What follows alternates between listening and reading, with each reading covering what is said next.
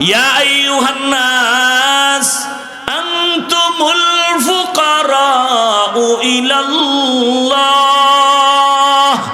ওয়াল্লাহু হুয়াল গানিয়্যুল হামিদ।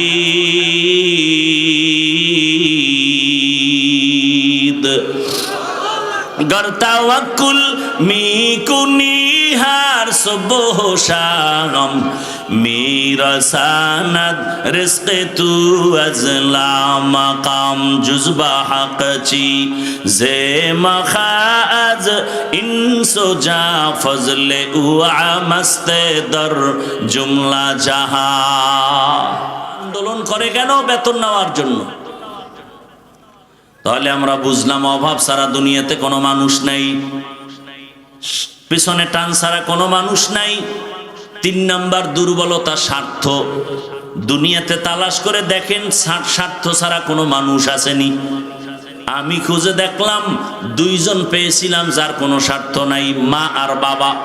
কিন্তু সোনার বাংলায় তাকায় দেখলাম স্বার্থের টানে কত মা কত বাবা তার সন্তানকে জবাই পর্যন্ত করেছে এই দেশের মধ্যে। কথা ঠিক নেই? আদালতে গিয়া মামলা করে মা বাবা সন্তানের বিরুদ্ধে। কত মা বাবা আপন সন্তানটাকে অন্যের কাছে বিক্রি পর্যন্ত করেছে, সেই ঘটনাও দেশে হয়েছে।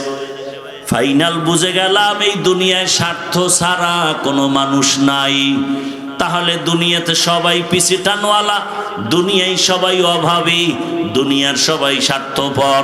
অতএব দুনিয়ার এই গুণে গুণান্বিতদের কাছে সাহায্য চাইলে পাওয়া যাবে না। এই 3টা দুর্বলতা নাই, তার কাছে সাহায্য চাইতে হবে।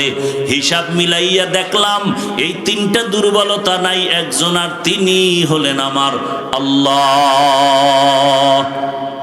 এবার বলেন আমার আল্লাহর পিছনে টান আসেনি? আল্লাহর ছেলে মেয়ে আছে? লাম ইয়ালিদ লাম ইউলাদ উলাইকাস আলিদু মাউলুদেরা উ খালেকাস। আল্লাহ বলেন আমি একা, আমার কোনো পেছনে টান নাই। 2 নম্বরে আমার আল্লাহর কোনো অভাব নাই। আছে অভাব?